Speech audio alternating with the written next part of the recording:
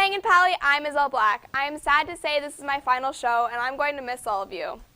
Today is Thursday, May 25th. Student safety, work permits, and a story on dangerous activity taking place on the Pally campus are coming up. Today's daily pick was sent in by Arjun K. Glad you love InFocus. Next year, we're extending the show. Thanks for that, Arjun. If you want your pick featured on the air, be sure to tweet it to us at Pally InFocus.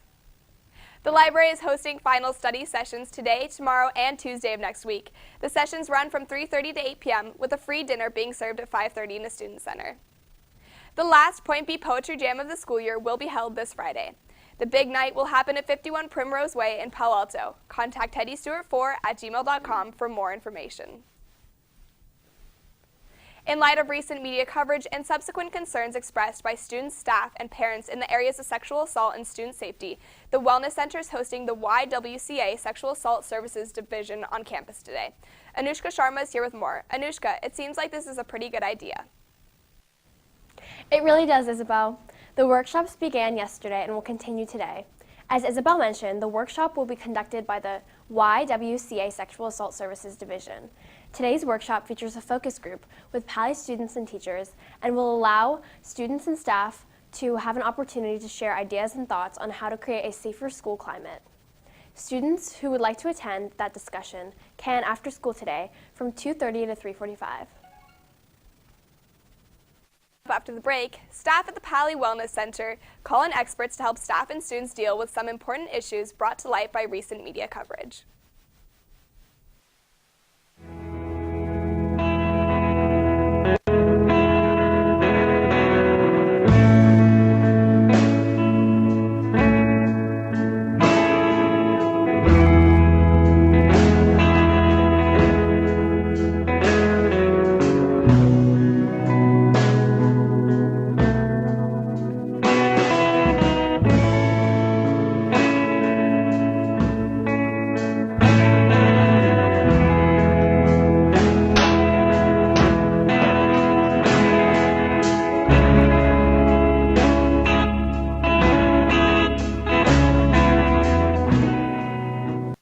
California state law requires any student under the age of 18 to have a work permit for each job for which they are employed. But a recent change in the law states that graduated seniors under 18 are no longer required to obtain a work permit. Students starting work after June 2nd can drop off work permit request forms in the Tower building, and permits are mailed directly to the employer. Staff will be on campus from June 5th until school starts in August to process permits. Up next, we look at a dangerous activity taking place on campus that has some students pretty upset and has concerned staff and administration. InFocus will be right back. Lollipop, lollipop, oh lolly, lolly, lolly, lollipop, lollipop, oh lolly, lolly, lolly, lollipop, lollipop, oh lolly, lolly, lolly, lollipop. Boom, boom, boom. Lollipop, lollipop, oh lolly, lolly, lolly, lollipop, lollipop, oh lolly, lolly, lolly, lollipop, lollipop, oh lolly, lolly, lolly, lollipop. Boom, boom, boom. Call my baby lollipop, tell you why. Her kiss is sweeter than a cherry pie. Welcome back. Nicotine is known to experts to be one of the most addictive substances on earth. According to the National Survey on Drug Use and Health, nearly 80% of all adult smokers begin smoking by age 18, and 90% do so before leaving their teens. Maddie Drucker is in studio now to tell us more about a new trend in nicotine use that has made its way to Pally campus. So Maddie, it's not just cigarettes and chewing tobacco that is getting teens hooked? That's exactly right, Isabel. In the past, nicotine use took the form of chewing tobacco or smoking, but new technologies have created a new and as dangerously addictive of a way to consume nicotine. Use of vaping devices, especially on school campuses, have had school administrations around the country cracking down on campus use. As we've found out, the Pally campus struggles with its own vaping problem as well. I met up with one student who asked that we conceal his identity, as well as other students affected by vaping on campus. Smoke puffs from a student's mouth, dispersing the scent of mango throughout the bathroom. It may seem harmless, but as the vapor leaves their body, chemicals such as nicotine stay. As a school nurse, Jennifer Kleckner understands the health risks of nicotine and vaping. Nicotine is very addictive, and it contributes to heart disease. It's hard on the arteries. Similar to traditional cigarettes, vaping contains potentially harmful compounds other than nicotine. The chemicals that break down with the flavorings, break down into some nasty compounds. The device costs around $35 and is filled with a pod containing flavorings and nicotine. Each pod costs around $4. A Juul user at Pally who asked to remain anonymous explains the pods. So basically, each Juul pod contains 0.7 milliliters with 5% nicotine by weight, which is basically equivalent to 1 pack of cigarettes or 200 puffs per pod.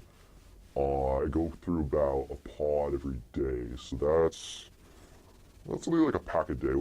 There are many different styles of vaping devices. Most of these devices can be filled with oils containing various amounts of chemicals and flavorings known by vapors as juice.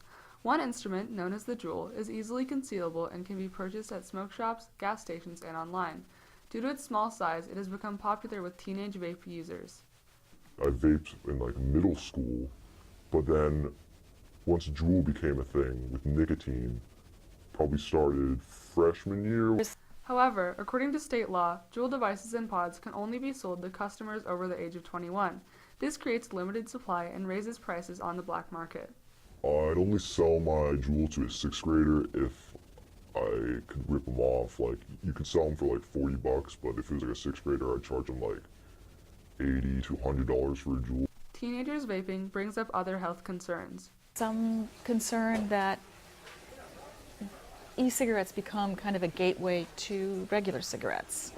Although illegal for teenagers to possess, these devices have found their way onto the Pally campus. The reason why Juuls are so big at Pally right now is because they look like USB drives, and also the fact that they're so small, you can easily just keep them in your pocket or like a bag.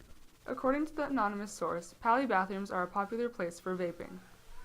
Benefits of Juuling is you walk into the bathroom and you're making friends with some Juul buddies. Vaping in Pally bathrooms is drawing concern from both students and staff. Pally junior Ushana Goyal has had run-ins with students vaping in Pally bathrooms. 3 freshman girls, and they were acting kind of suspicious, and I didn't know what they were doing, and then they turned around and one of them blew a giant cloud of smoke out of her mouth, and I was like, first of all, how did 14-year-olds get vaping materials? Second of all, why aren't they doing it in the school bathroom? I wouldn't want to be around somebody who's vaping, because I don't want to inhale stuff that I don't feel safe around. Juul users may not understand that vaping in bathrooms causes other students to be uncomfortable or even scared. I saw that they were vaping. Smoke puffs from a student's mouth, dispersing the scent of mango throughout the bathroom. It may seem harmful. It was scary. With the increased use of Juuls on campus, students may see new regulations be put into place next year. For InFocus, I'm Maddie Drucker. Thanks for that, Maddie. Hopefully some regulations can be put in place to curb this alarming trend. Well, that does it for us today. Remember, you can get the latest news from InFocus anytime, anywhere by checking us out at www.infocusnews.tv. Peace out, Pally, and Sko Cougs!